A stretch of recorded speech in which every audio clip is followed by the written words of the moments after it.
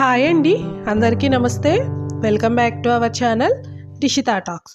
ఈరోజు మన వీడియోలో మన తెలుగువారందరికీ ఎంతో ఇష్టమైన కమ్మని మామిడికాయ నేతిపప్పు ఎలా చేయాలో చూద్దాము. మనందరికీ పప్పు చేయడం తెలుసు, కానీ పెళ్ళిళ్ళలో చేసే మామిడికాయ పప్పు ఉంటుంది చూసారా, చాలా రుచిగా ఉంటుంది. అదే రుచితో రావాలంటే ఇలా ఒకసారి ట్రై చేసేసేయండి. మీ దగ్గర కట్టెల పొయ్యి ఉంటే ఇదే ప్రాసెస్లో కట్టెల పొయ్యి మీద ఈ పప్పు చేయండి. చాలా అంటే చాలా రుచిగా ఉంటుందండి. లేకపోతే పప్పుని వేయించి స్టవ్ పైన లో ఫ్లేమ్లో చేసుకున్న చాలా కమ్మగా ఉంటుంది.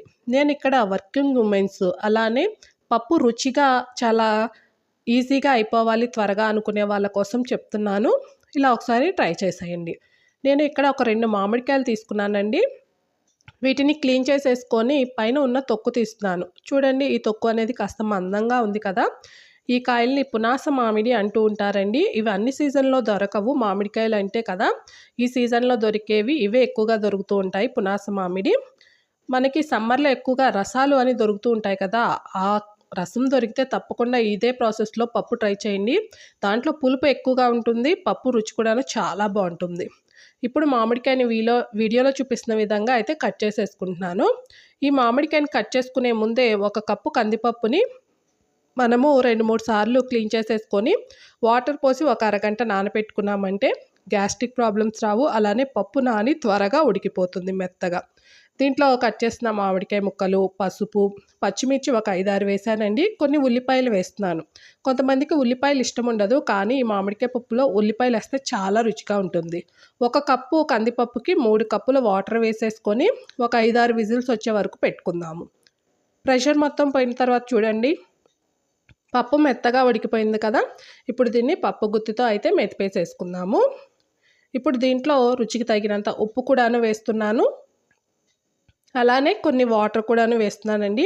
ఈ మామిడికాయ పప్పుకు ఉన్న ప్రత్యేకత ఏంటంటే, మనం ఎన్ని వాటర్ పోసినా సరే ఇది చిక్కగా అవుతూ ఉంటుంది. చల్లారే కొద్దీ కొంచెం వాటర్ అనేది ఎక్కువగా తీసేసుకోండి. దీంట్లో కొంచెం కారం వేస్తున్నాను. మీరు కారం వద్దు అనుకుంటే పచ్చిమిర్చి క్వాంటిటీ కొంచెం ఎక్కువగా వేసుకోండి. దీన్ని లో ఫ్లేమ్లో ఒక 5 నిమిషాలు ఉడికించుకుందామండి. ఎందుకంటే చల్లటి వాటర్ వేసాము కదా, సద్ది వాసన అనేది వస్తూ ఉంటుంది. పోపు కోసం ఒక 2 గరిటెల ఆయిల్, 2 గరిటెల నెయ్యి వేస్తున్నాను. మీ దగ్గర నెయ్యి ఎక్కువగా ఉంటే నేతితో పోపు పెట్టుకోండి. మామిడికాయ పప్పు చాలా కమ్మగా ఉంటుంది.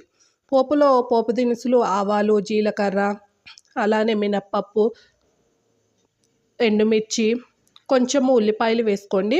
ఉల్లిపాయలు మరీ మెత్తగా కాకుండా కాస్త పచ్చివాసన పోయి వేగితే బాగుంటుంది. కరివేపాకు, కాస్త ఇంగువ వేస్తే చాలా బాగుంటుంది.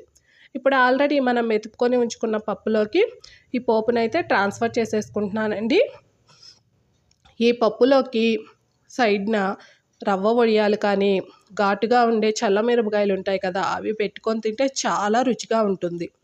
అలానే ఇక్కడ చూపించే ఎండుమిర్చి ఉంది కదా పోపులోది, దాన్ని అస్సలు పడేయకుండా అన్నం తినేటప్పుడు పిండుకొని మధ్యలో ఈ మిరపకాయని పెట్టుకొని తింటే చాలా రుచిగా ఉంటుందండి. మీరు ఎప్పుడైనా తిన్నారో లేదో కామెంట్ చేయండి. మీకు కనుక ఈ వీడియో నచ్చితే ట్రై చేసి ఒక లైక్ ఇచ్చి ఛానల్ని సబ్స్క్రైబ్ చేసి సపోర్ట్ చేయండి. Thank you for watching.